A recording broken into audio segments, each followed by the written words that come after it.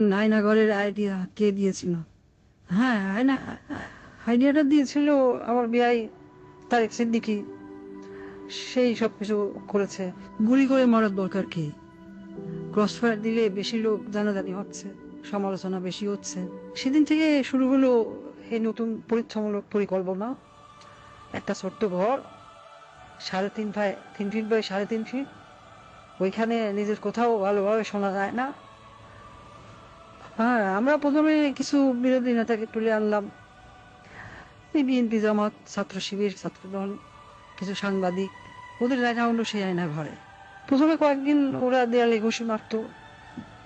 আমাকে ভিডিও কলে দেখানো হলো, ভিডিওতে আমাকে দেখানো হলো ওরা দেয়ালে ঘুষি মারতো, দরলা ঠেলে বেরোনোর চেষ্টা করছে।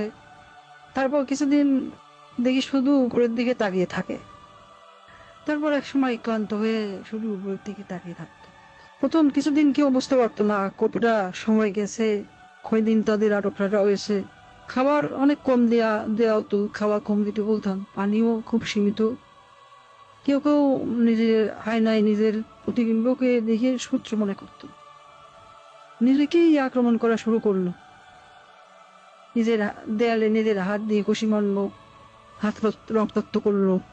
আমার সবচেয়ে সুন্দর দৃশ্য ছিল যখন একজন সাংবাদিক, কি যেন ওর নাম, হ্যাঁ মাসুদ, নিজের নখ দিয়ে নিজের মুখের চামড়া ছিঁড়ে ফেলা চিৎকার করছে। আমার পছন্দ হলো। সারা দেশে আরো বেশ কিছু এরকম আয়নাঘর বানালাম। যুদ্ধপরাধী রাজাকার ছেলে মেয়েদের সেখানে বন্দি করতে বললাম। মাঝে মাঝে দুই একজনকে ছেড়েও দিতাম। ফিরে এসে কেউ কিছুই বলতো না, ওইভাবে বলে দিয়েছিলাম যেন কেউ মুখ না খোলে।